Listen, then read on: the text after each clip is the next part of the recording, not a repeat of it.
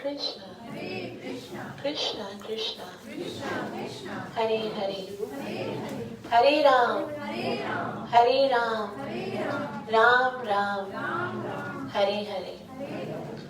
Om Atha Shri Prahlada Krita Shri Narsimha Kavacham Narsimha Kavacham Vakshe Prahladenoditam Pura Sarvaraksha-karam Puryam Sarvopadravanashanam Sarvasampadkaram Chaiva Swargamoksha-pradayakam Dhyatva Narsimham Devesham Hemasimhasanastitam Vivritashyam Trinayanam Sharadindu Samaprabham Lakshmyalingita-vamangam Vibhuti-bhirupashritam Chaturbhujam Komalangam Swarnakundala-shobhitam Uroja-shobhituraskam Ratnakeyuramudritam Taptakancana-sankasham Pita-nirmala-vasasam Indradi-suramaulistas Puranmanikya-diptibhi Virajita-padadvandvam Shankha-chakradi-hetibhi Garudmatacha vinayat Stuyamanam mudanvitam Savat-kamala-samvasam Kritva tu kavacham pate Nashimho me shirah patu Lokarakshatma-sambhava Sarva-gopistambhavasa Balam me rakshato dhanim Nashimho me drishau patu Soma-surya-agnilochana Smritim me patu narahari Munivarya-stuti priya Nasam me sinha-nasastu Mukham Lakshmi-mukha-priya Sarva-vidyadipah patu Narsimho-rasana-mama Vaktram patva induvadana Sada prahlada-vandita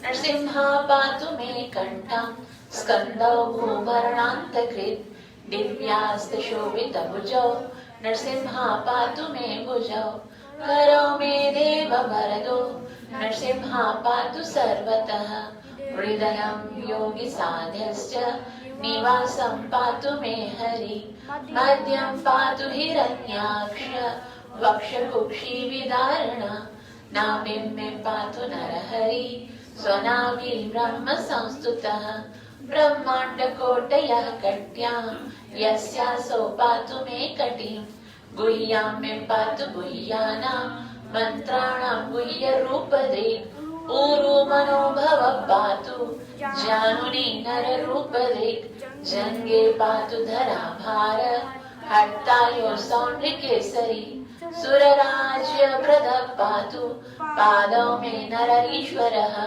Sahasa shirisha pursha Patu me sarvashastano Mahograha purvatah patu Mahaviragrajurnitaha Mahavishnu dakshinetu Mahajvalastu nayavato Paschime patu sarvesho Dishime sarvato mukha Narsimha patu vayavyam Somyam bhishana vigraha Ishanyam patu bhadrome Sarvamangaladayaka Samsara vayadaha patu Mrityor mrityornikesari Idam narsimha kavacham Prahlada mukhamanditam Bhaktiman yah pathe nityam Sarva papay pramuchyate Putravan dhanavan loke Dirghayurrupajayate Yam yam kamayate kamam Tam tam prapnotya samshayam Sarvatra jayam apnoti Sarvatra vijayi bhave Bhumyantariksha divyanam Grahanam vinivaranam Vrishchiko ragasambhuta Vishapa-haranam param Brahma rakshasa yakshanam Durosarana karanam Bhujeva talaptreva Kavacham likhitam shubham Karamule dhritam yena Siddheyu karma siddhaya Devasura manusheshu Swam sameva jayam labhe Eka sandhyam trisandhyam va Yah pate niyato nara सर्वमङ्गलमाङ्गल्यं मुक्तिं च विन्दति गातिं शतिसहस्राणि पाठे शुद्धात्मनां नृणाम् कवचस्यास्य मन्त्रस्य मन्त्रसिद्धि प्रजायते अनेन मन्त्रराज्येन कृत्वा भस्मामि मन्त्रणम् तिलकं धारयेद्यस्तु तस्य ग्रहभयं हरेत् त्रिवारं जपमानस्तु दत्तं वार्यापि मन्त्र च प्राशयेद्यं नरं मन्त्र नृसिंहाध्यानमाचरेत् तस्य रोगा प्रणश्यन्ति ये च स्युकुक्षि सम्भव किमत्र बहुनोक्तेन नृसिंहः सदृशो भवेत् मनसा चिन्तितं यत् सतच्चाप्नोत्य संशयम् गर्जन्तं गर्जयन्तं बीजभुजपटलं स्फोटयन्तं हठन्तं दीप्यन्तं तापयन्तं दिवि भुवि दितिजं क्षेपयन्तं क्षिपन्तं क्रन्दन्तं रोषयन्तं दिशि दिशि सततं संहरन्तं भरन्तं वीक्ष्यन्तं घूर्णयन्तं दिव्यसिंहं नमामि इति श्रीब्रह्माण्डपुराणे प्रह्लाद प्रोक्तं श्रीनरसिंह कवचं पूर्णम् सर्वविघ्न विनाशक नरसिंह भगवान की सर्वविघ्न विनाशक नरसिंह भगवान की भक्त श्रोमणी प्रहलाद महाराज की गौर प्रेमानंद। भगवत कथा में प्रवेश करने से पहले गुरु और गौरंग से कृपा की याचना करते हुए मंगलाचरण करेंगे ताकि हम जो कुछ श्रवण करने वाले हैं उसका हमें पूरा पूरा लाभ प्राप्त हो सके, जो कि है ओम नमो भगवते वासुदेवाय।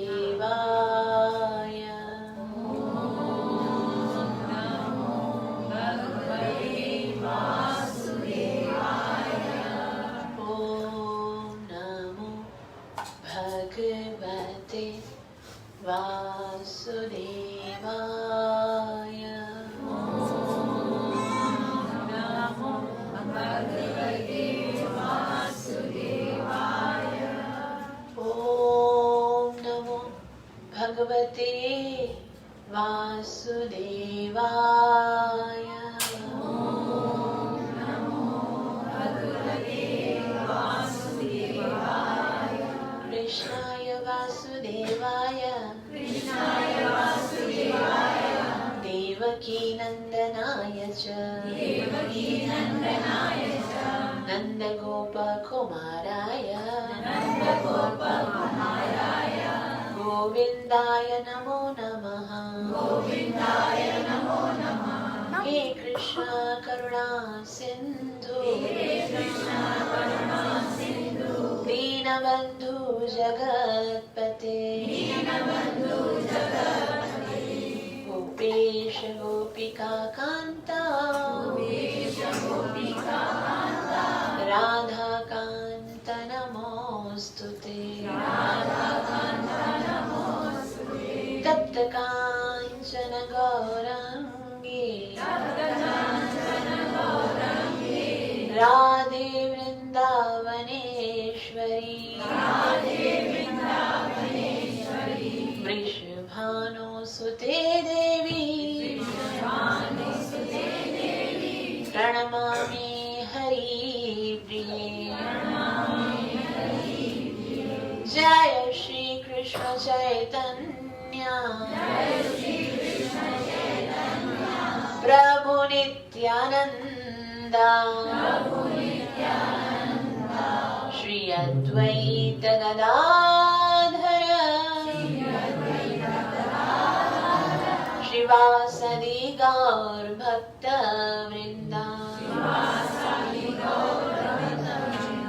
हरे कृष्णा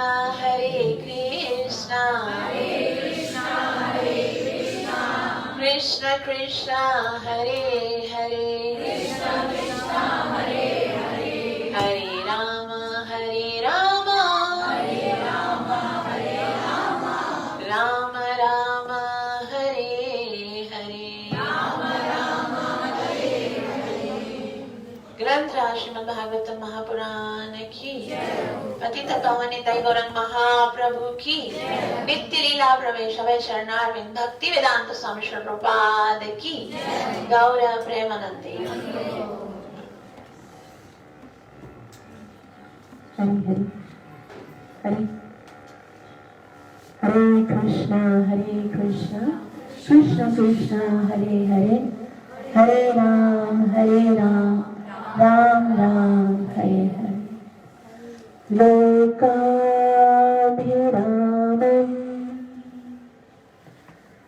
रणरङ्गधीरं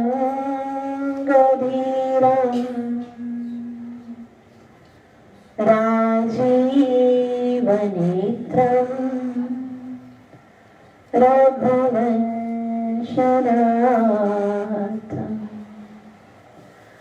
कारुण्यपूतं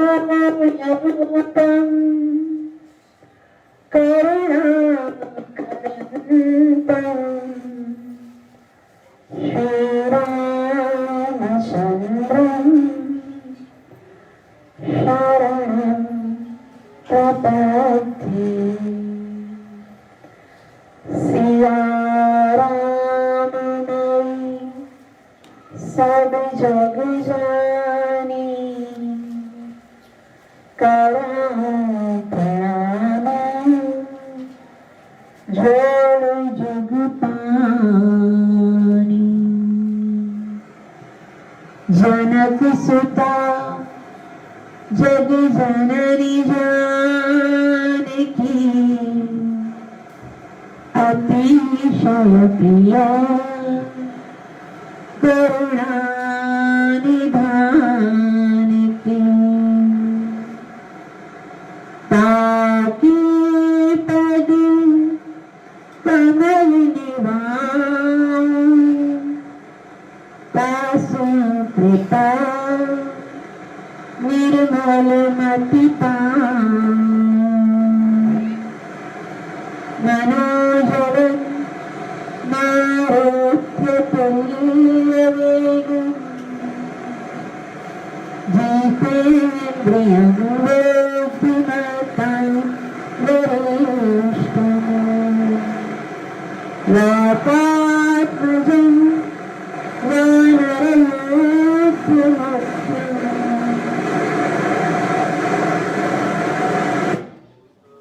श्रीरामदूतं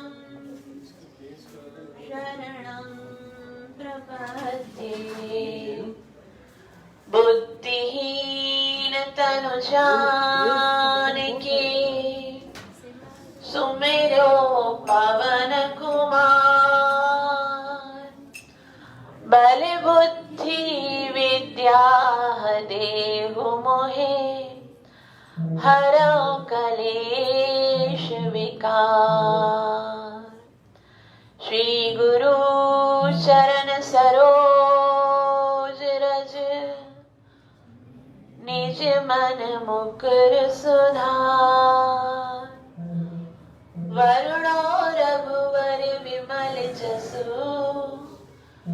जो दायक फल चार। सियावर रामचंद्र की जय, राधावर कृष्ण लाल की जय। उमापति महादेव की जय, पवन सुत हनुमान की जय।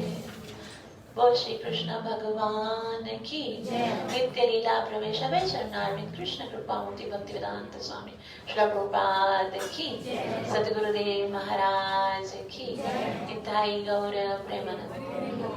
परम सौभाग्य है कि हम सब यहाँ पर श्री राम के इतने सुंदर चरित्र को श्रवण करने के लिए एकत्रित हुए हैं। भगवान श्री राम ने इस संसार में मर्यादा को स्थापित करने के लिए अवतार लिया। भगवान श्री राम को मर्यादा पुरुषोत्तम कहते हैं और जन्म से ही उनकी लीलाएं जो हैं वो सबको मनोहर लगती हैं, परंतु विवाह के उपरांत जिस समय से वो वनवास जाते हैं, ज्यादातर आचार्यगण उसी समय की लीलाओं का बखान करते हैं। और जैसा कि हमने पिछले सप्ताह श्री राम के विवाह के विषय में श्रवण किया। उसके बाद कुछ समय तक श्री राम जनकपुरी में ही रहे, और जिस समय जब तक वो रहे थे तो उनको इच्छा ही नहीं होती थी जनक महाराज को, कौशल्या और उनकी पत्नी सुनैना को, कि श्री राम, उनके सारे भाई और सीता मैया और सारी जो उनकी बहनें हैं वो यहाँ से जाएं, क्योंकि वो जानते थे कि जब ये चले जाएंगे तो पूरा जनकपुर जो है वो सूना सूना हो जाएगा। वो सब मुस्कुराहटे, वो सब इतना आनंद जो यहाँ पर अभी है वो सब समाप्त हो जाएगा। लेकिन जैसे कहा जाता है कि पुत्री तो पराया धन है, वो चाहे किसी राजा की हो या किसी रंग की, उसे एक दिन अपने घर जाना ही होता है। तो वो समय आ गया जब महाराजा जनक अपनी पुत्रियों को विदा दे रहे थे। उस समय महाराजा जनक अपनी धीरता को खो बैठे और दोनों हाथ जोड़कर श्री राम को प्रणाम करके कहने लगे, राम करो कई भांति प्रशंसा। राम, तुम्हारे साथ रहकर, तुमसे मिलकर मैंने तुम्हारे सारे गुणों को देखा। तुम्हारे अंदर इतने गुण हैं कि मेरे पास शब्द नहीं है कि मैं कैसे उन गुणों का बखान करूं। तुम्हारे पास अनंत गुण हैं और मणि महेश मन मानस हंसा, इस संसार में सबसे श्रेष्ठ पुरुष हो। मैं तुम्हारी कितनी प्रशंसा करूं, असंख्य गुण हैं। परंतु मैं आपको आज एक निवेदन करना चाहता हूँ, कृपया मेरी पुत्री को संभाल के रखना। और जनक जी महाराज दशरथ के चरणों में गिर गए और कहने लगे कि महाराज जनक, मैंने अपनी पुत्रियों को बड़े ही लाड प्यार से पाला है, बहुत लाड से पली है मेरी पुत्रियां। यदि उनसे कोई गलती हो जाए तो कृपया आप हमारे संस्कार की गलती समझकर उन्हें क्षमा कर देना। मेरी बेटियों में अनंत गुण है, आप कृपा करके इन्हें अपनी बहू नहीं बल्कि अपनी पुत्री समझकर इनके साथ व्यवहार करना। और उसके उपरांत महाराजा दशरथ जो है वो जनक महाराज को गले से लगाकर कहते हैं, आज आपका ऋणी हो गया हूं मैं। आप ये नहीं सोचिए कि आपकी पुत्रियां हमारे घर पे आई हैं तो आप छोटे नहीं हो, छोटा तो मैं हो गया हूँ, क्योंकि मैं मांगने आया हूँ और आप तो देने वाले हो। मांगने वाला जो होता है वो देने वाले का हमेशा आभारी रहता है। और आपने एक नहीं, दो नहीं, तीन नहीं, चार हृदय के टुकड़ों को मुझे दे दिया है, तो मैं आजीवन आपका ऋणी बना रहूंगा। और अंत में सारी पुत्रियों को डोली में बिठाकर रवाना किया गया। और जैसे ही जा रहे थे, अभी तक डोली उठाई कहारों ने, सीता ने कहा डोली रखिए, और भाग के पुनः सुनैना मैया के गले से लगकर कहने लगी, माता आप मेरी चिंता मत करना और मेरी बहनों की भी चिंता मत करना, बस आप मेरे बाबा का ख्याल रखना, क्योंकि वो बहुत प्रेम करते हैं हमसे। वो कहेंगे कुछ नहीं परंतु बहुत याद करेंगे, तो कृपया आप उनका ख्याल रखना। तो ऐसा कहा जाता है, राजा गोविंद महाराज बता रहे थे कि इस दुनिया में सच्चा प्रेम करने वाली यदि कोई होती है तो वो पुत्री ही होती है। सारा संसार बोलता है हमें बेटा चाहिए, बेटा चाहिए, बेटे के लिए सब कितना कहते हैं, लेकिन वास्तव में बेटे जो होते हैं ना वो तब तक ही अपने होते हैं जब तक कि बहू नहीं आ जाती, फिर तो वो बहू के हो जाते हैं। और पुत्रियां तो भले ससुराल भी चली जाती हैं, बचपन में वो अपनी माता की आज्ञा का पालन करती हैं और उनका हाथ बटाती हैं, और उसके बाद बड़ी हो जाती हैं तो भी उनको सदैव ये रहता है कि पिता को यदि कोई कोई कष्ट है तो वो पूछती हैं, बात करती हैं। और यदि ऐसा होता है कि पिता की फाइनेंशियल किसी तरह हेल्प कर सके तो वो भी, पुत्रियों को बहुत ज्यादा उसकी होती है कि मैं कैसे अपने पिता का हाथ बटाऊं। और कभी अगर पिताजी को आने में देर हो जाती है तो उसकी फिक्र बेटे को कभी नहीं होती है। और बेटियां जो है वो हमेशा चिंता करती हैं, बार बार फोन करती हैं, पिताजी आप अभी तक नहीं आए, कहाँ हैं आप। और इसके अलावा भी बताते हैं कि घर में ना हर चीज की फिक्र उसको होती है। कोई प्रोग्राम भी होता है तो बेटी को कोई फिक्र नहीं होती, वो अपने काम में चला जाता है। लेकिन बेटी को होता है कि ये हमारे घर में प्रोग्राम है, मेहमान आने वाले हैं, उनको सर्व करना है, हमारे घर की लाज है। तो सब काम जो है वो बेटी करती है। और बेटा क्या करता है, व्हाट्सएप पे, इंस्टाग्राम पे बस अपने फ्रेंड्स के साथ चैटिंग करता, होता ही नहीं आधा दिन तो घर पे। फिर भी पता नहीं क्यों लोग जो है वो बेटा बेटा करते हैं। हालांकि जब विवाह के बाद 20 साल तक जब बेटी घर पे रहती है और फिर जब चली जाती है तो किसी भी वस्तु पर दावा नहीं करती है कि भाई मैं भी तो इसी घर की हूँ ना, मुझे ये चीजें मेरी हैं, इसमें मुझे मेरा अधिकार है। सब कुछ छोड़ के चली जाती है, कुछ नहीं लेके जाती। और बेटे जो होते हैं वो केस कर देते हैं, वो कोर्ट में जाकर केस करते हैं और बोलते हैं मेरा हिस्सा दीजिए, मुझे मेरा हिस्सा दीजिए। और बेटी तो ससुराल में जाकर भी जब उसको पता चलता है ना कि मेरे माता पिता के को कोई कष्ट है, भले वो नहीं जा सकती है लेकिन हृदय से चिंतित होती है और हृदय से प्रार्थना करती है भगवान से कि मेरे माता पिता को सदैव खुश रखना। और आज एक ऐसी ही बेटी जो है वो विदा हो रही है। महाराज जनक को तो ऐसा लग रहा था मानो मेरी दुनिया ही लुट गई हो, सब कुछ चला गया हो। सीता को विदा देते हुए ये बारात अलग अलग जगहों से होते हुए आखिर महाराजा दशरथ की नगरी अयोध्या में पहुंची। और अयोध्या में इस बारात की स्वागत का इतनी सुंदर तैयारी की गई थी क्योंकि राम लक्ष्मण भरत शत्रुघ्न उन सबकी जो है ना विवाह के बाद उन सबकी दुल्हनें आने वाली थी।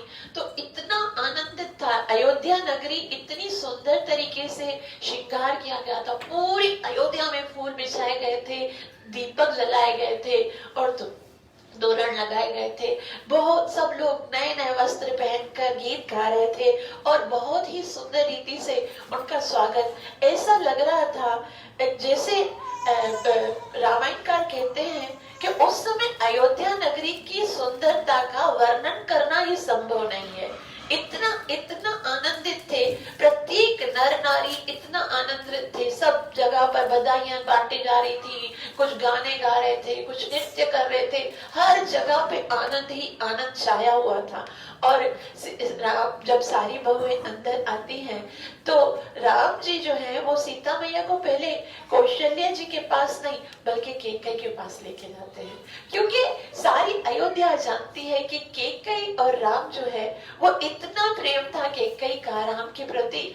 तो सबसे पहले वो कैकेयी माता से आशीर्वाद लेने के लिए जाते हैं और कैकेयी ने जब पहली बार सीता को देखा है इतनी आनंदित हुई, उनको देखकर, उनकी सुंदरता, उनकी शीलता को देखकर कैकेयी इतना प्रसन्न हुई कि उस अयोध्या के महल में जो सबसे सुंदर एक महल था जिसमें कैकेयी रहती थी, जिसका नाम था कनक भवन, और पहली बार जब मुंह दिखाई दी जाती है ना तो उस समय कैकेयी ने अपने कनक भवन की चाबी जो है वो सीता मैया को दे दी। और इस तरह से सारी जो अयोध्या है उसमें इतना आनंद था। और ऐसा कहा जाता है सीता जब से अयोध्या में आई थी तब से जब से राम का विवाह हुआ था अयोध्या में नित्य मंगल ही मंगल चल रहा था, स्थिति बदल गई, आनंद ही आनंद था। और इतने दिन महीने इस बीत जा रहे थे, केवल आनंद ही आनंद, इतना आनंद था कि किसी को पता ही नहीं चल रहा था कि समय कैसे बीत रहा है। सब खुशियों में इतना झूम रहे थे।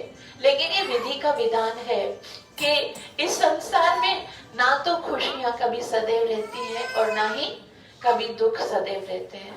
इसलिए जब जीवन में खुशियां आए ना तो खुशियों में डूब नहीं जाना चाहिए। और ये याद रखना चाहिए कि ये समय तो खत्म हो जाएगा। मात्रा स्पर्शास्तु कौन्तेय शीतोष्ण सुख दुःखदा आगमापाई अनित्याः तां तितिक्षस्व भारत। कृष्ण अर्जुन को कहते हैं जिस तरह से सर्दी और गर्मी की ऋतुएं आती जाती हैं, उसी तरह से दुख और सुख आते जाते हैं। इसीलिए दुख और सुख के अंदर अपने आप को परेशान करके सुखों के अंदर भूलने की और दुखों के अंदर अपने आप को परेशान करने की कोई आवश्यकता नहीं है, बल्कि क्या करो, तितिक्षस्व भारत। हमारा क्या है, सुख आते हैं तो फूले नहीं समाते और दुख आते तो उसके अंदर इतना व्याकुल होते हैं कि सब कुछ भूल जाते हैं और केवल शिकायतें करने लगते हैं। लेकिन ये सुख और दुख तो हमारे कर्मों के अनुसार जीवन में आएंगे ही, इसलिए भगवान कहते हैं इनको सहना चाहिए। क्योंकि एक न एक दिन ये सब द्वंद्व है, ये संसार जो है उसमें सुख है तो दुख है, इज्जत है तो जिल्लत भी है, मान है तो अपमान भी है। तो हर चीज को सहने की क्षमता होनी चाहिए। और वो समय आने वाला निकट आ गया कि जिसमें अयोध्या की इस सुख और आनंद की का समय समाप्त हो रहा है। दिन महीने तो बीत रहे थे, अचानक एक दिन एक समय सब सहित समाजा राजसभा रघुराज बिराजा। एक बार रामायणकार लिखते हैं कि सिंहासन पर महाराजा दशरथ बैठे हुए थे और महाराजा दशरथ सबको कार्य संभालने के लिए बोल रहे थे, आपको ये कार्य करना है, आपको ये कार्य करना है। अचानक से महाराजा दशरथ ने नीचे देखा तो उनका मुकुट हिल गया। अभी मुकुट को ठीक करने के लिए उन्होंने एक अनुचर को इशारा किया, तो अनुचर क्या किए, एक आईना लेके आए और आईने में देखकर वो मुकुट सीधा कर रहे थे तो अचानक देखा आईने में उनके यहाँ कान के पास से 2 सफेद कलर के बाल दिख गए। और जब उन्होंने 2 सफेद कलर के बाल देखे तो वो बहुत ज्यादा दुखी हो गए। हमारे भी जब सफेद बाल होते हैं ना तो कितना दुखी होते हैं, और क्या लगता है कि अभी सैलून जाना पड़ेगा, हेयर डाई लगाना पड़ेगा, फिर 1.5 घंटा बैठना पड़ेगा, फिर वॉश करना पड़ेगा, आज पूरा दिन बस हेयर डाई में चला जाएगा। लेकिन महाराजा दशरथ इसलिए दुखी नहीं हो रहे थे। महाराजा दशरथ बहुत दुखी हो रहे थे क्योंकि उनको लग रहा था, वो सोच रहे थे हृदय बहुत दुख लागी बीत गयो दिन भजन बिना भयो न विषय विराग और भवत बसतवा चौथपन।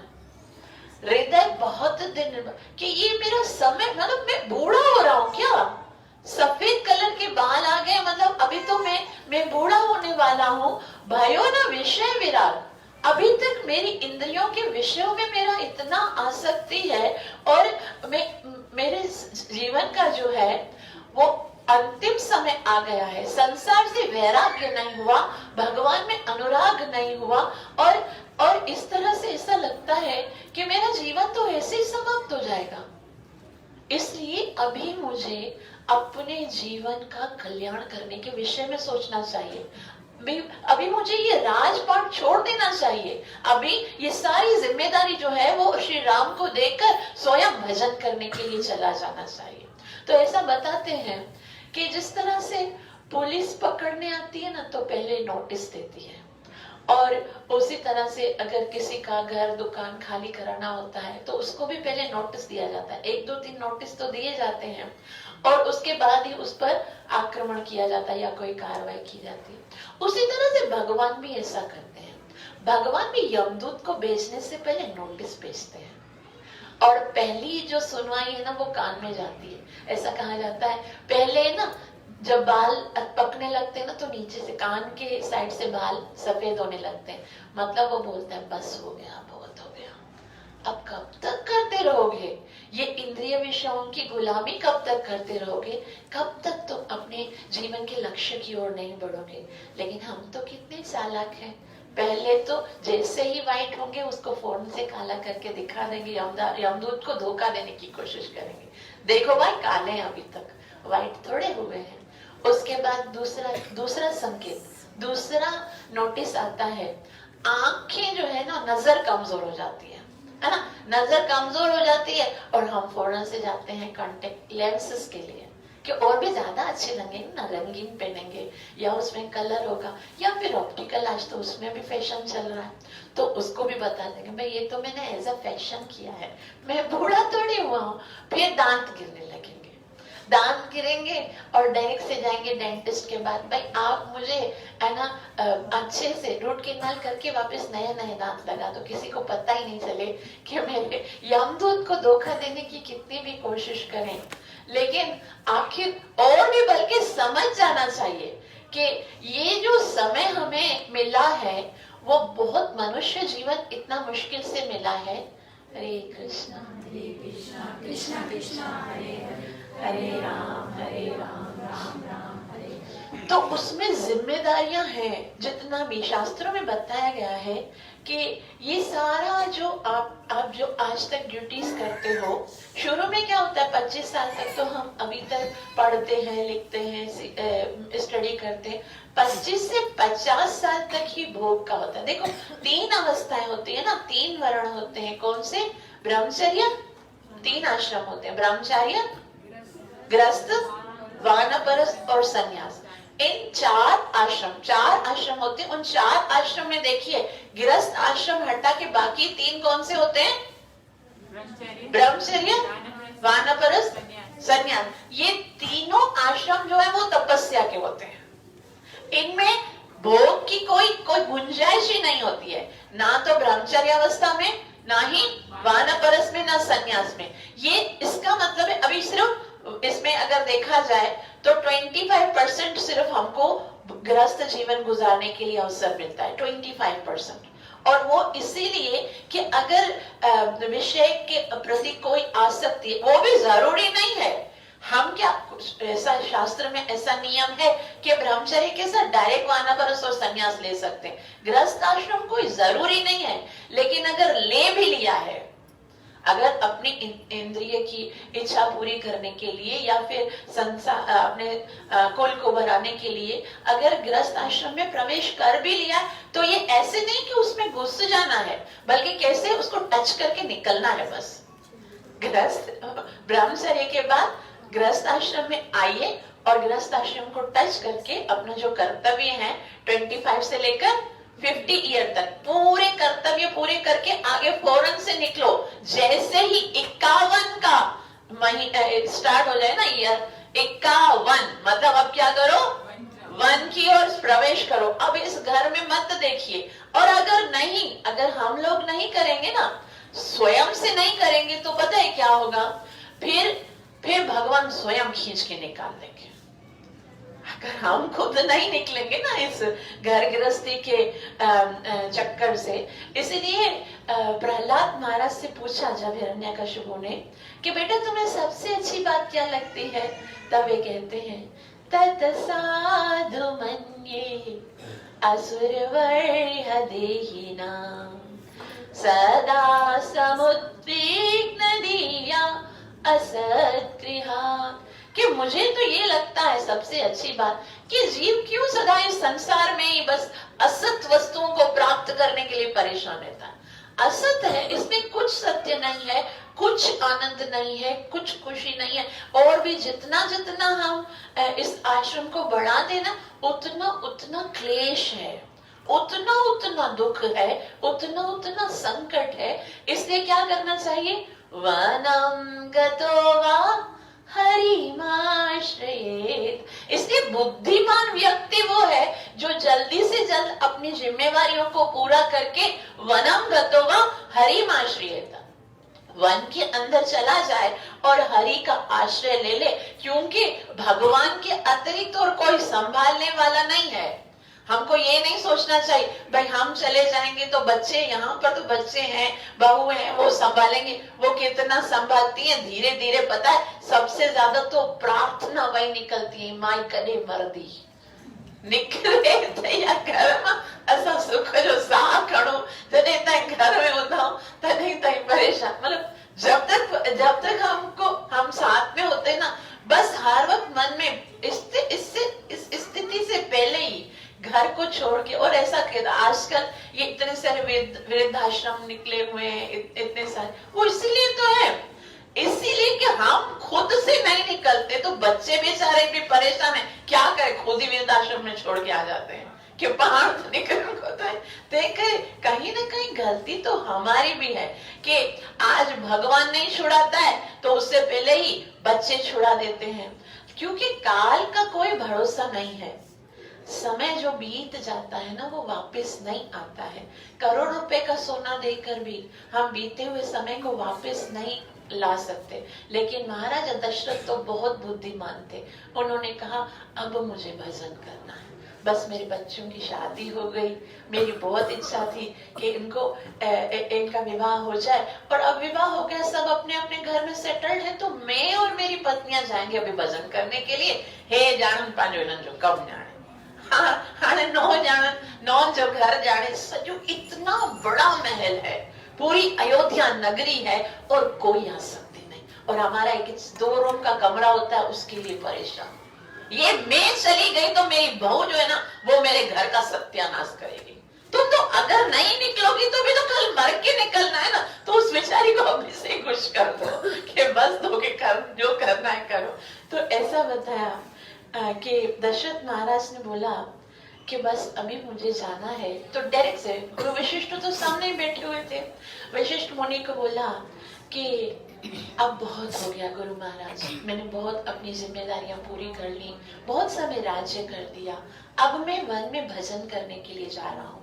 तो आप ऐसा कीजिए, कोई सुंदर मुहूर्त निकालिए जिसमें मैं अपने ये राज्य जो है वो राम को पूरा राज्य देकर स्वयं भजन करने के लिए चला जाऊं। तुरंत शुभ संकल्प जैसे ही उनके मन में आया है, तुरंत ही वशिष्ठ मुनि कहते हैं राम का राज्याभिषेक करना है, राम का राज्याभिषेक करना है, और आप शुभ मुहूर्त की चिंता कर रहे हो।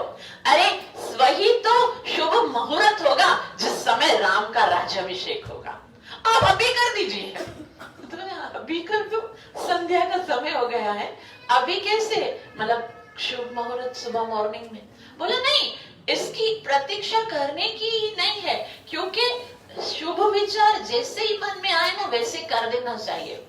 कल का कोई पता नहीं है कि कल वो समय रहेगा, वो स्थिति रहेगी, वो परिस्थिति रहेगी या नहीं रहेगी। इसीलिए जो अच्छा कार्य है ना वो कल करे सो आज कर, आज करे सो अभी, अभी से ही कर लो। एक बार क्या हुआ, युधिष्ठिर महाराज जो है ना वो किसी सेवा में व्यस्त थे, तो वो सीधे हाथ से प्रसाद खा रहे थे, सीधे हाथ से प्रसाद खा रहे थे, तो अचानक कोई व्यक्ति आया और उन्होंने कहा मैं बहुत ज्यादा दुखी हूँ, कृपया मुझे इतना धन चाहिए, क्योंकि उनका कोई बीमार था या कुछ ऐसा, धन की बहुत आवश्यकता थी। तो युधिष्ठिर महाराज ने उल्टे हाथ से, मतलब सीधे हाथ से प्रसाद ले रहे थे और उल्टे हाथ से उनको कुछ दान, हार या कुछ निकाल के दे दिया। तो वहां पर गुरु महाराज उनके बैठे हुए थे, तो कहने लगे आपको पता है उल्टे हाथ से कभी दान नहीं देना चाहिए, है ना, सीधे हाथ से दान देना चाहिए, तो ये तो रॉन्ग है। तो बोला मैं ये सोच रहा था कि अभी मेरे मन में ये संकल्प आया है कि मैं इसको दान दे दूं, अभी मैं खा के हाथ धो के उठूंगा, हो सकता है मेरा मन बदल जाए, इसलिए शुभ कार्य करने में उतनी भी देर नहीं करनी चाहिए, फौरन से कर देना चाहिए। कभी कभी ऐसा होता है ना, कभी अनाउंस होता है कि भाई मंदिर में कार्य होने वाला है, कृपा करके आप दान दीजिए, तो मन में लगता है कि हाँ हम देंगे, फिर घर पे जाके फिर मन बदल जाता है, फिर वो देने नहीं देता। इसलिए मन में जो भी अच्छी बात यदि हृदय में आती है तो उसको उसी टाइम पर पूरा करना चाहिए। और ऐसा बताया जाता है कि थोड़ा सा महाराजा दशरथ ने क्या बोला कि अभी तो नहीं कर सकता, अभी मैं कैसे ना राज्याभिषेक करूंगा, तैयारियां करनी पड़ेगी। मेरी 3 रानियां हैं, वो इतनी अच्छी अच्छी ड्रेसिंग बनवाएंगी, ज़ायरा पार्लर जाएंगी, तैयारियां कराएंगी, हेयर करवाएंगी, आईब्रोज फेशियल करवाएंगी, ऐसे वीडियो बनेगा तो अच्छे लगेंगे नहीं ना। तो अभी क्या करते हैं हम, कल कल करेंगे राज्याभिषेक, कल करेंगे, बीच का समय रह गया, कौन सा, ये काली रात, वो समय में पूरी अयोध्या का नक्शा जो है वो बदलने वाला है। और ऐसे बताया जाता है कभी कभी जो है ना गुरु जी कोई आदेश देते हैं अपने शिष्य, कोई शिष्य को आदेश देते हैं और शिष्य का क्या करता है, गुरुजी मुझे आपके आदेश को तो मैं पालन करूंगा, लेकिन अपनी बुद्धि चलाते हैं और वो कहते हैं बस थोड़े दिनों के बाद ये कार्य करूंगा, मगर कुछ दिनों के बाद। और वो समय, उसके बीच में क्या कुछ नहीं हो सकता है। और इस एक दिन की मोहलत, ये एक दिन आज करवा देते ना, उसी समय राजा राम को बुला देते, बस अभिषेक करवा देते, बाद में फंक्शन सेलिब्रेशन कर सकते थे, लेकिन उन्होंने समय लिया और उसके बाद अयोध्या की पूरी काया पलट गई। याद रखिए, भजन प्रारंभ करने में भी कभी मुद्दत का नहीं सोचना चाहिए। कथा में आके जिस समय लगे ना, अभी बस मैं भी वैराग्य ले लूंगा, जैसे अभी हम थोड़ी देर पहले थे, वैराग्य ले लेना चाहिए, घर को छोड़कर चले जाना चाहिए, सारी आसक्ति, उसी टाइम पर डिसीजन ले लेना चाहिए, क्योंकि घर जाके तो बदलना ही है मन, घर जाके फिर वही कीचड़ वहां तय करे। उसी समय भजन का जब प्रारंभ करने का आए, उसी समय हमको भजन प्रारंभ कर लेना चाहिए। महाराजा, ये जो महाराजा दशरथ ने एक दिन का समय मांगा है, वो केवल उनके लिए ही नहीं बल्कि पूरी अयोध्या के लिए भारी पड़ गया। और इस तरह से महाराजा दशरथ तो अनेकों कार्यों में व्यस्त थे और वशिष्ठ जी को बोला आप जाइए और जाके राम को ये सूचना दीजिए कि, और उनको बताइए कि अभी क्या क्या करना है, आप जाके उनको बताइए।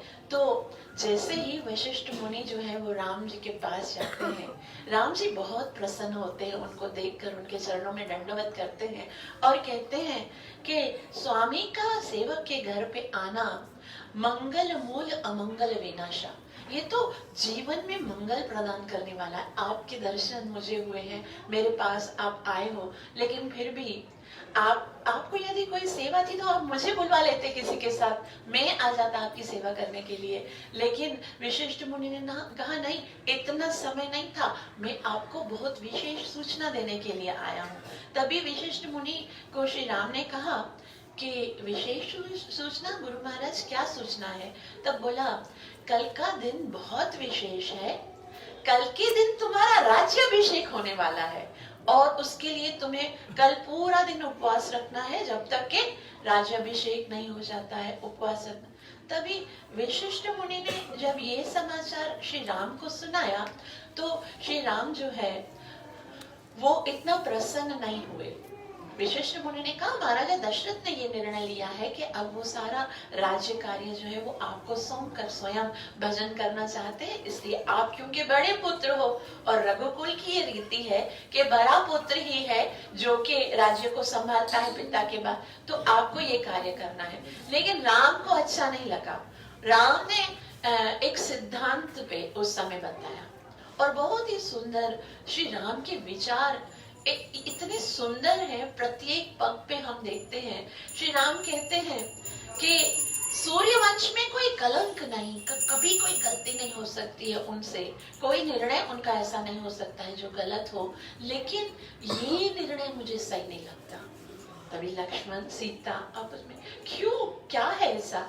तब बोले, देखो हम 4 भाई हैं और हम चारों ने एक साथ जन्म लिया, एक साथ हम थोड़े बड़े हुए, एक साथ हम गुरुकुल में भी गए, एक साथ ही हमने सारी शिक्षा ग्रहण की, एक साथ विवाह भी हुआ, तो ये तो अन्याय होगा ना कि राज्याभिषेक केवल मेरा होगा और दूसरे भाइयों का नहीं होगा।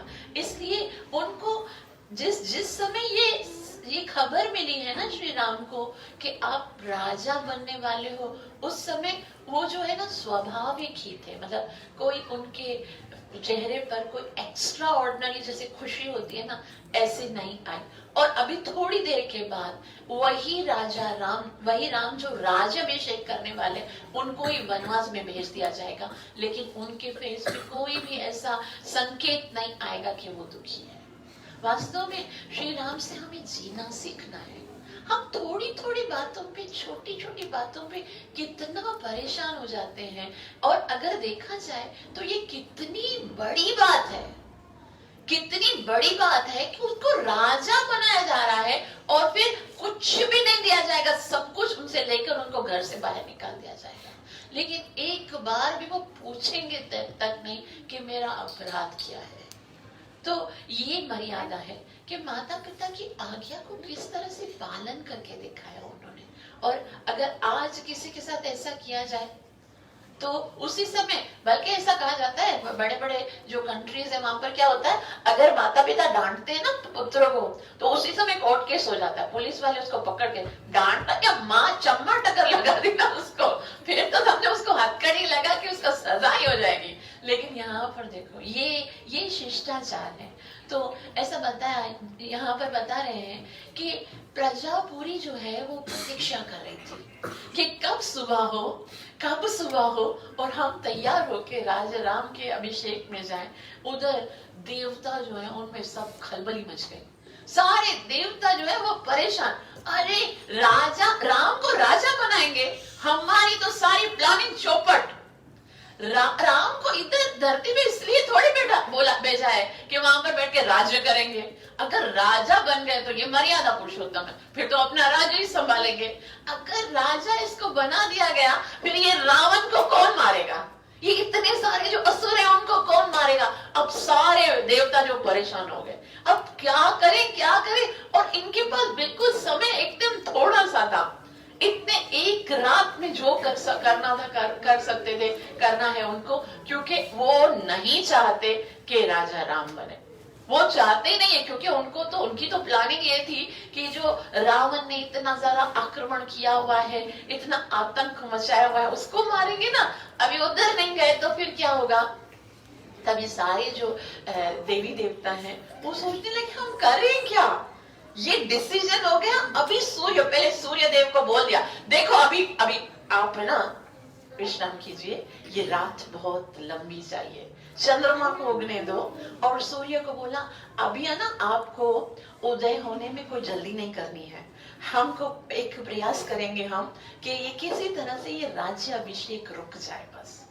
तो अभी वो क्या कर रहे थे, उन्होंने सोचा कि हम क्या करें, तो वो डायरेक्ट से गए सरस्वती माता के पास और सरस्वती माता को कहने लगे कि देखिए अभी महाराजा दशरथ ने राम को राजा बनाने का निर्णय किया है और आप जल्दी से कुछ ऐसा कीजिए, महाराजा दशरथ की जीवा पर बैठ के वो निर्णय बदल दीजिए।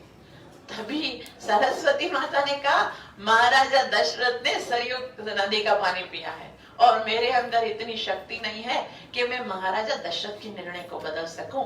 तो बोला कि हम आपके शरण में आए हैं, आप तो ज्ञान की देवी हैं, विद्या की देवी हैं, आप कुछ तो करिए ना जिससे ये जो निर्णय है वो बदल जाए और हमारा कार्य। बोला तुम क्यों नहीं चाहते हो राम राजा बने, राम राजा बनेगा तो सारा अयोध्या का भी उद्धार होगा, सारे जीवों का। बोला भले बने, पहले हमारा काम होना चाहिए। देवता ना अपना काम करवाना चाहते हैं, बाद में भगवान जो भी करना है करो, पहले हमारा काम हो जाना चाहिए। तो हमारा काम पहले कर दे, उसके बाद भले बने।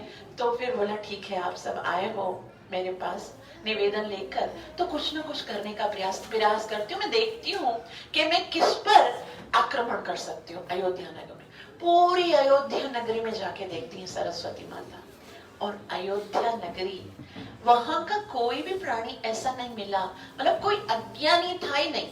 सरस्वती माता तो बुद्धि हरण किसकी करे, जिसके अंदर अज्ञान हो और अज्ञान का मोह हो, जिसके अंदर कोई मोहित नहीं है, कोई सब भगवान से प्यार करने वाले हैं, सब श्री राम को प्यार करने।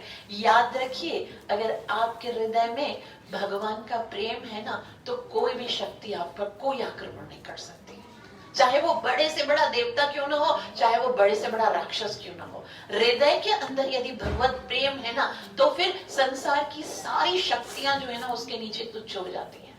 भगवान के नाम के, भगवान के प्रेम से बढ़कर और कोई शक्ति नहीं है। तीनों भवन में, 14 लोकों में हरि नाम से बढ़कर कोई शक्ति नहीं है। इसलिए भयभीत होने की आवश्यकता नहीं है। संसार में भले कितना ही कलयुग, कितना ही घोर कलयुग आ जाए, लेकिन यदि आपने हरिनाम को जोर से, मजबूती से पकड़ा है, तो कलयुग आपका कुछ नहीं बिगाड़ सकता। हरे कृष्णा कृष्णा कृष्णा हरे हरे, हरे राम राम राम हरे। तो पूरी अयोध्या में उनको कोई नहीं मिला। बोला अयोध्या से बाहर का कोई व्यक्ति हो यहाँ पर जो कि राजमहल में कुछ ऐसा उसके ऊपर कर सके। तो राजमहल में ढूंढने लगी और उस सरस्वती माता की नजर पड़ी मंथरा के ऊपर।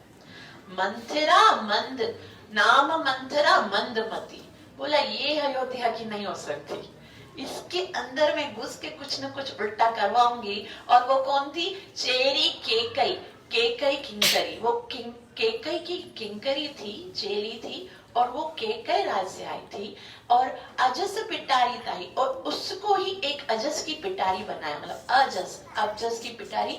अब इसी के अंदर जो है एक बीज बो दिया कि आपको क्या करना है। तो ऐसा बताया जाता है कि अपने घर पे यदि आप किसी को लेके आते हो तो सबसे पहले तो ये पता करना चाहिए कि वो किधर का है, उसका बैकग्राउंड क्या है। यहाँ पर देखो रामायण में हर एक जितने भी पात्र हैं उनका बैकग्राउंड बताया गया। ये बताया गया रावण कहाँ से है, लंका से, खरदूषण उसके भाई, ये जो मारीच है वो कहाँ से है, सबका बताया गया। केकई का किसी को पता, सॉरी मंथरा का किसी को पता नहीं, यहाँ तक कि केकई को भी पता नहीं था कि केकई जो है वो आई किधर से थी, केकई राज में भी आई थी, किधर से आई थी। तो ऐसे व्यक्ति जो होते ना, जैसे उसको बोलते हैं ना कि ये इस तरह के व्यक्तियों के ऊपर भरोसा नहीं रखना चाहिए। तो उस समय जो ऐसा बताया जाता है ना कि रामायण में जितने दुष्ट थे, असुर थे, सबकी मृत्यु का वर्णन आता है ना। रावण भी मरा, कुंभकर्ण भी मरा, खरदूषण भी मरे, और जितने भी राक्षस थे ना उन एक एक करके मरे। लेकिन आपको पता है मंथुरा के मरने की कोई खबर नहीं है। और ऐसा बताया जाता है मंथुरा मरी ही नहीं थी आखिर तक, और अभी तक नहीं मरी है। ऐसा कहा जाता है मंथुरा आज भी जिंदा है। आपके जीवन में जो कोई आपको गलत सलाह देता है ना, जो कोई आपको अपने इतने सुंदर घर, जो एकदम गार्डन की तरह, जो बगीचे की तरह सुंदर घर होता है, उसके अंदर जो आग लगाने वाली होती है ना, वो चाहे नंद हो या भाभी हो, वो क्या होती है? वो मंथरा होती है। इसलिए हमको हमेशा ऐसी मंथराओं से सावधान रहना चाहिए। जिस तरह से केकई मंथरा की बात में आ गई और उसने अपना सब कुछ खो दिया, इसलिए हमें कभी भी ऐसी मंथरा के बातों में, जाल में नहीं आना चाहिए। तो उस समय जब भी जो सरस्वती माता है, देवताओं ने सब, सरस्वती माता ने उनको, सरस्वती माता को निवेदन किया था, और मंथरा जो है उसकी बुद्धि में सरस्वती माता जी बैठ गई। और उसने जैसे सुना कि अभी राज्य अभिषेक होने वाला है सुबह को, और वो राज्य मिलने वाला है राम को, तभी वो रोती हुई, चिल्लाती हुई गई, केकई, महारानी केकई, महारानी केकई, सुना तुम्हारे साथ क्या हो रहा है, तुम्हारे साथ कितना बड़ा अत्याचार हो रहा है, ये कितना बड़ा षड्यंत्र रचाया जा रहा है तुम्हारे लिए। तो केकई कहने लगी, अरे मंथरा क्यों चिल्ला रही है, क्या हो गया, क्यों चिल्ला रही है? तब बोला, मैं तुम्हें नहीं बता सकती कितना बड़ा अत्याचार है, कितना बड़ा अत्याचार है। तो केकई बोल रही है कि हुआ क्या है ये तो बता, कहीं लखनलाल ने तो तुझे कुछ नहीं कह दिया? क्योंकि लखनलाल को नहीं ये शुरू से अच्छी नहीं लगती थी। तो इससे पहले भी क्या होता था, अक्सर कभी कभी गुस्सा करते थे, कभी कभी थप्पड़, क्योंकि वो शेष नाग है ना, तो उनको तो बर्दाश्त नहीं होता था। लेकिन अब क्या करें, वो केकई की थी तो कभी कभी गुस्सा करते थे, तो आके ऐसे वो कंप्लेन करती थी। तो बोला लखन ने कहा कुछ? बोला नहीं, लखन ने कुछ नहीं कहा, ये तू बहुत समझती है ना कि ये दशरथ तुमसे बहुत प्यार करता है, और तू समझती है मैं सबसे बड़ी लाडली रानी हूँ। तुम्हें पता है अब तुझे महारानी से नौकरानी बनाने का षड्यंत्र किया जा रहा है।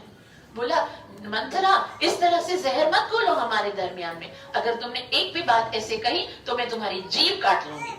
और केकई जो थी वो महारानी थी, वो उसने कह दिया तो वो कर भी सकती है। मंथरा तो बहुत ज्यादा भयभीत हो गई कि, लेकिन कहने लगी, लेकिन तुम्हें पता है इतना तुम कितनी भोली हो, ये सब तुम्हारे पीछे लगे हुए हैं, ये सब षड्यंत्र रचा रहे, और तुम इतनी भोली हो कि तुम्हें पता ही नहीं, इतना ज्यादा भोला नहीं होना चाहिए कि तुम्हें पता ही नहीं चले कि राज्य में क्या हो रहा है। तो बोला अच्छा तू ही बता दे क्या हो रहा है राज्य में। तो बोला राज्य में राम के राज्याभिषेक की तैयारियां हो रही हैं।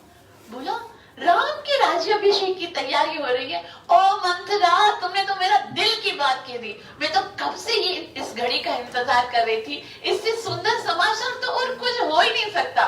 तो तुमने तो मेरा दिल जीत लिया और अपने हाथ को, एक सोने का हार था हीरो का, वो उसको ले तुझे हार देती और बता तुझे क्या चाहिए। तुमने मुझे इतनी सुंदर खबर सुनाई है कि इतना खुश हूं मैं, तुम जो बोलो मैं तुम्हें देने के लिए तैयार हूँ। और ऐसा इतना सुंदर समाचार है कि मैं तुम्हें क्या बताऊं, मैं कितना आनंदित हूँ। तभी वो कहने लगी कि इसमें आनंदित होने की क्या आवश्यकता है, राम राज्य होगा और राम राजा बनेगा तो तुम्हें पता है तुम क्या बनोगी। तो बोले क्या, ऐसी कोई बात नहीं है, ये तो मेरी अपनी इच्छा थी। और तुम्हें पता है राम जो है, राम तो कौशल्या से भी अधिक मुझसे प्रेम करता है। बोला हाँ, करता था कौशल्या से भी अधिक तुमसे प्रेम, लेकिन ये कौशल्या और दशरथ की मिली हुई साजिश है। ये कौशल्या जो है वो इतने दिनों से दशरथ के कान भर रही थी, मेरे बेटे को राजा बनाओ, मेरे बेटे को राजा बनाओ, और इसके लिए अब देखो उसका बेटा राजा बनेगा। तो बोला अच्छा, बोला अगर ऐसा नहीं होता तो बताओ तुम्हें पता था क्या राज्याभिषेक होना है? तुम तो रानी हो ना, घर के सदस्य हो ना, आपको पहले बताना चाहिए ना। घर में इतना बड़ा सुबह को फेस्टिवल होने वाला है और आपको किसी ने बताया भी नहीं। वहां पर सब तैयारियां कर रहे, पूरी अयोध्या में तैयारी हो रही, एक तुमको नहीं बताया, एक तो तुमको नहीं बताया। अभी देखो तुम्हारा भी पुत्र है ना, वो राम का भाई है ना, वो है ही नहीं। घर में इतना बड़ा प्रोग्राम हो रहा है, भाई को तो पता होना चाहिए ना, भाई को तो बुलाना चाहिए या फिर कम से कम उसका इंतजार करना चाहिए। ये तो कितने दिनों की षड्यंत्र है कि उसको तुम्हारे भरत को तो बेच दिया गया और वो तो ननिहाल में बेचारे को पता भी नहीं है, आएगा भी नहीं, और तुम यहाँ पर कुछ उनको पता है कर नहीं सकोगी। राज्याभिषेक हो जाएगा और तुम नौकरानी से, सॉरी महारानी से नौकरानी बन जाओगी और तुम्हारा जो भरत है वो भी दास बन जाएगा और कौशल्या बनेगी राजरानी। तो वो कहने लगी क्या तुम्हें लगता है कि वाकई में उन्होंने ये षड्यंत्र किया है? के ऐसे कहने पर मंथरा ने कहा हाँ, अगर मैं झूठ बोलूं तो इसी समय मेरी जीभ कट जाए। और राम जो है वो जो है ना राजा बन रहा है, उससे तुम्हारी कितनी हानि होगी। भरत का कुछ भी, अब तुम्हारे लिए कुछ नहीं बचेगा, यहाँ पर तो तुम्हारी दासियों और राजा तो तुम्हारी ओर देखेगा भी नहीं।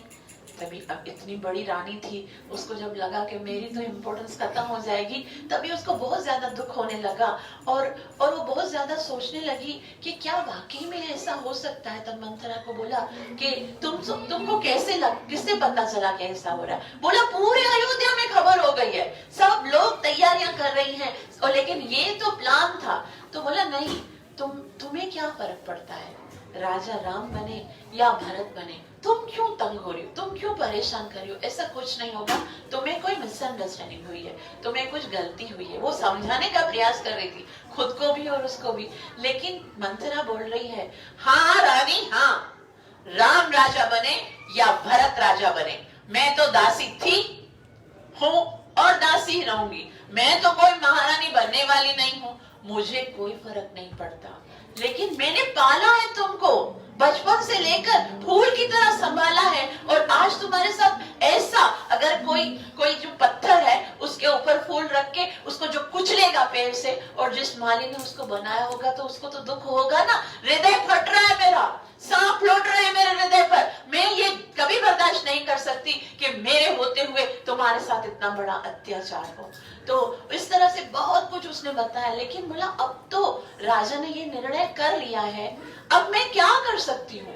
भरत भी यहाँ पर नहीं है, अब मैं तो कुछ, मेरे हाथ में कुछ भी नहीं है, मैं क्या कर सकती हूँ? तभी कैकेयी रोने लगी और मंथरा कहती है रानी इसीलिए कहती थी तू बहुत बोली है, अब तुझे क्या करना है ये भी मुझे बताना पड़ेगा। याद नहीं महाराजा दशरथ ने तुम्हें 2 वरदान दिए थे? तो महारानी कैकेयी, एक बार क्या हुआ था, दशरथ महाराज देवताओं के साथ युद्ध करने के लिए गए थे, और युद्ध करने के टाइम पर महारानी कैकेयी ने उनकी बहुत सहायता की थी, और उस सहायता से प्रसन्न होकर महाराजा दशरथ ने उनसे कहा था मैं तुम्हारी इस सेवा से बहुत प्रसन्न हुआ हूँ, तुम्हें मुझसे कुछ भी मांग सकती हो। तभी कैकेयी ने कहा महाराजा आप मेरे साथ हो, मुझे कुछ नहीं चाहिए, आपके साथ के बढ़कर, महाराजा दशरथ से बढ़कर और क्या है मेरे लिए, तो मुझे कुछ नहीं चाहिए। बोला नहीं, मैं रघुकुल वंशी हूँ और रघुकुल वालों का ये नियम है, प्राण जाए पर वचन न जाए। मैं तुम्हें वचन देता हूँ कि मैं अभी तुमको 2 वरदान दे रहा हूँ। तो मैं बोला लेकिन मुझे कुछ चाहिए ही नहीं। बोला नहीं, मैं कह रहा हूँ कि ये 2 वरदान तुम्हारे सुरक्षित है, जब तुम्हारी मर्जी आएगी तब ले लेना। तभी केकई ने कहा ठीक है, अभी तो कुछ नहीं चाहिए, मुझे जब कुछ चाहिए होगा तो मैं आपको बोल दूंगी। क्योंकि उनके मन में था ही नहीं, राजा मेरे पास है तो उसका सब कुछ मेरा है। तो उस समय तो उन्होंने कुछ। और एक बात यहाँ पर भी बताई जाती है कि अगर पति पत्नी का कोई भी अगर सीक्रेट्स हो तो किसी दासी को नहीं बताना चाहिए। राधा गोविंद महाराज बोल रहे हैं कि यहाँ पर पूरी अयोध्या में यही एक क्वालिफाइड व्यक्ति उसको मिला है जिसको आके बताइए कि मेरे पति मुझसे कितना प्यार करते हैं, उन्होंने मुझे वरदान दिए, और कोई नहीं निकला उसको। तो अपनी बातें जो हैं वो अगर हम हर किसी एरे गिरे के साथ शेयर करेंगे तो उसको वो जरूर मिसयूज करेंगे। इसलिए अपने सीक्रेट, और ये ना सारी जो माता जी हैं उनकी ये प्रॉब्लम होती है। एक बात कहते हैं, मैं आपको बता रही हूँ मगर किसी को बताना नहीं, और ऐसे बताना नहीं वाली कहानी पूरी दुनिया को पहुंच जाती है और इससे हमेशा घर बिगड़ते हैं। इसलिए हमको कोशिश करनी चाहिए अपने सीक्रेट्स जो है ना अपने तक ही रखने चाहिए ताकि उनका कोई गलत दुरुपयोग ना कर सके। तो मंथरा को आके बता दिया, और आज मंथरा को कह रही है, मंथरा कह रही वो जो तुझे 2 वरदान दिए थे, जा कौरव भवन में जाके बैठ जा और महाराजा दशरथ से ये दोनों वरदान मांग लेना। और देख रानी, जब तक राम की शपथ ना ले तब तक मत बताना कि क्या चाहिए। वहां पर राजा जो होते हैं ना, राजाओं का जो महल होता है उसमें एक रूम होता है, वो कोप भवन कहलाता है। तो जितने भी राज परिवार में बहुत सारे सदस्य होते हैं, क्योंकि राजा की बहुत सारी रानियां भी होती हैं, सारी रानियों की संतानें भी होती हैं, तो फिर वो क्या करते हैं, अगर उनको एक दूसरे से कोई गिला होती है, कोई प्रॉब्लम होती है, तो कुछ लिखकर उधर रख देती हैं या फिर उधर जाके खुद बैठ जाती हैं। तभी एक पूरे 24 घंटे में एक बार राजा उधर जाते हैं और देखते हैं कि भाई किसी से कोई कंप्लेंट है तो उसको सही करते हैं। तो अभी महारानी केकई जो है वो कोप भवन में चले गए, और कोप भवन में भी कैसी, वो महारानी जो सिल्क के रेशमी साड़ी के अतिरिक्त कभी कुछ नहीं पहनती, वो पुराने एकदम मोटी सी ड्रेस पहनकर ऐसे अपना पूरा हार श्रृंगार खोलकर अपने बालों को बिखेर कर एकदम लाश की तरह यहाँ पर पड़ी रहती है, और वो जोर जोर से नागिन की तरह फुंकार रही है। तो महाराजा दशरथ जो है वो तो बहुत व्यस्त थे, उनको पता नहीं था कि कहाँ क्या हो रहा है। तो उन्होंने कहा कि अभी मैं अपनी रानियों को जाके सूचित करता हूँ। अभी तक रानियों को सूचित ही नहीं किया था क्योंकि इतना समय था नहीं ना।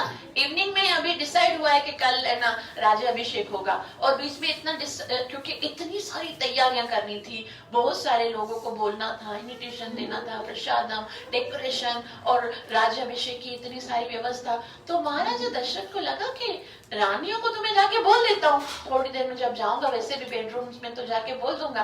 और सबसे पहले उनका इच्छा भी यही थी, उनको पता था कि सबसे ज्यादा खुशी किसको होगी, केकई को होगी। तो वो पहले केकई के पास जा रहे थे, और केकई के पास जा रहे थे तो उनके रूम में केकई नहीं थी, अपने भवन में नहीं थी।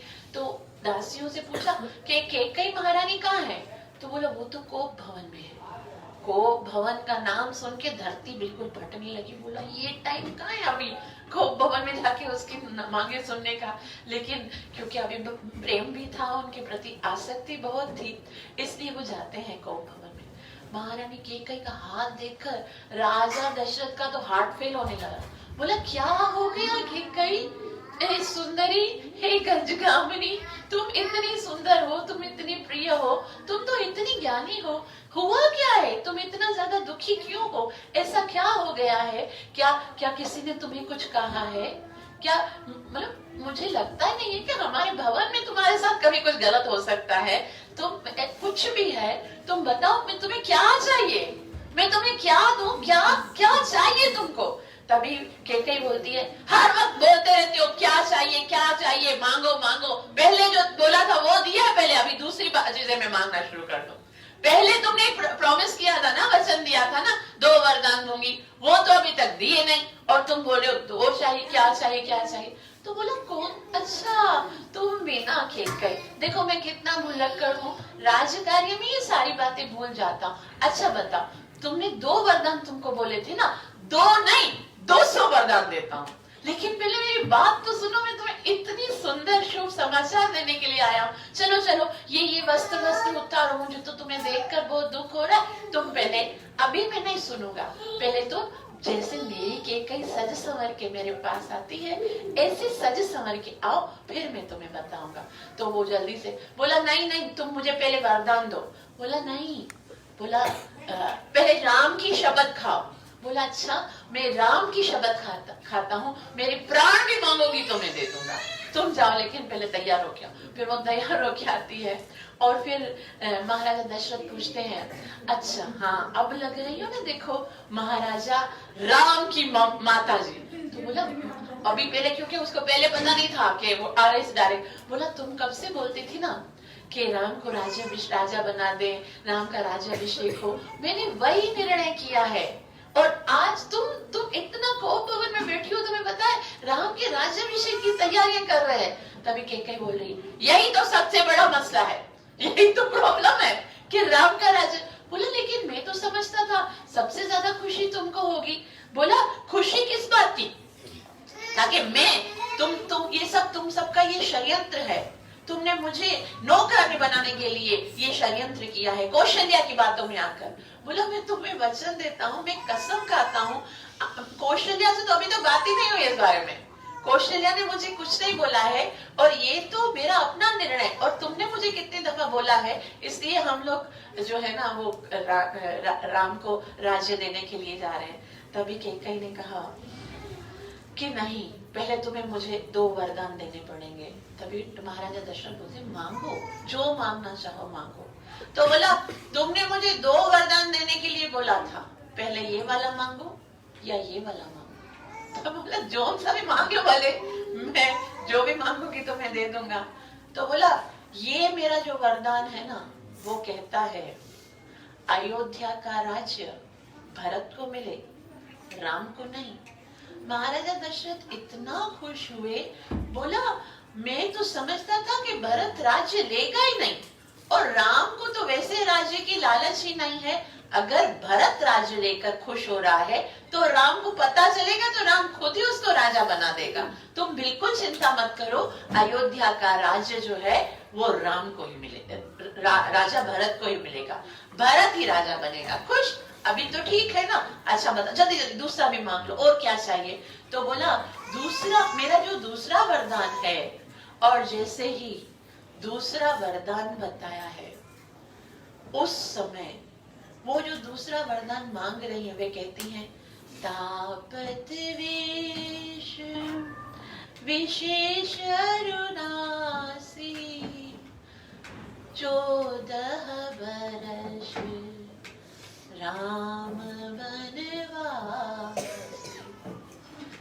बोला मैं ये चाहती हूँ कि राम जो है वो 14 साल तक सारा तापत वेश विशेष उदासी, ये जो सारा राजसी वेश है वो सब छोड़ के, राजसी सारा ठाट छोड़ के वो वनवासियों की तरह वस्त्र धारण करके वन में चला जाए। और जैसे ही ये शब्द सुने हैं, इन शब्दों को सुन के ही महाराजा दशरथ जो है वो मूर्छित होके गिर जाते हैं। बोलते नहीं केकई, नहीं, तुम ऐसा नहीं कह सकती, कहो कहो, तुम मुझसे मजाक कर रही हो, तुम मजाक कर रही हो ना, तुम्हारे मन में तो ऐसे कभी विचार आ ही नहीं सकता। बोला तुम्हें क्या लगता है मैं केकई भवन की रानी और अयोध्या की महारानी तुमसे अगर मैं वचन मांग रही हूँ तो क्या कोई चॉकलेट और टॉफी मांगूंगी? मुझे तो राजा अपने पुत्र के लिए और राम के लिए वनवास चाहिए। बोला देखो केकई, अगर राम वनवास चला गया ना तो जिस तरह से पानी से बिछड़कर मछली तड़प के मर जाती है, उस तरह से मैं नहीं जी सकूंगा।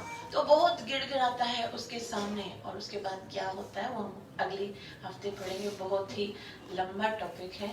आप सबसे निवेदन है कि अवश्य आइएगा और राम कथा में सहयोग की होइएगा, और मुझे आशीर्वाद दीजिए कि मैं अपनी सेवा और साधना को अच्छे से कर सकूं।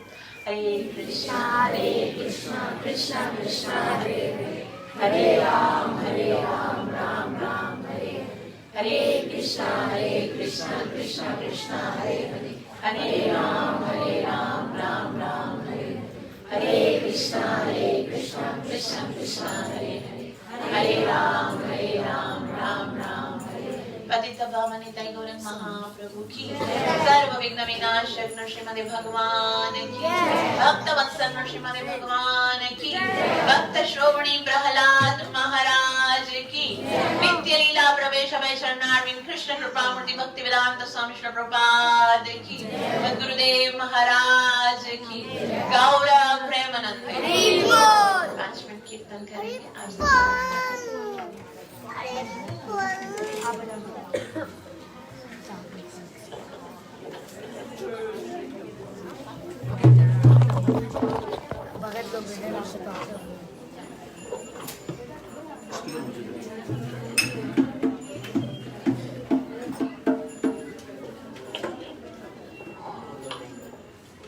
हरे कृष्ण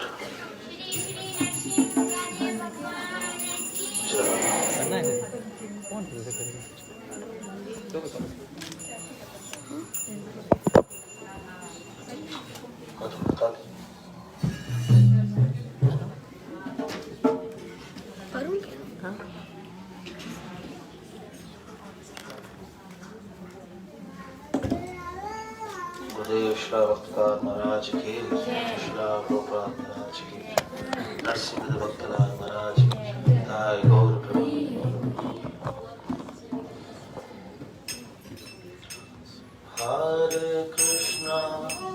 हरे कृष्णा कृष्णा कृष्णा हरे हरे हरे राम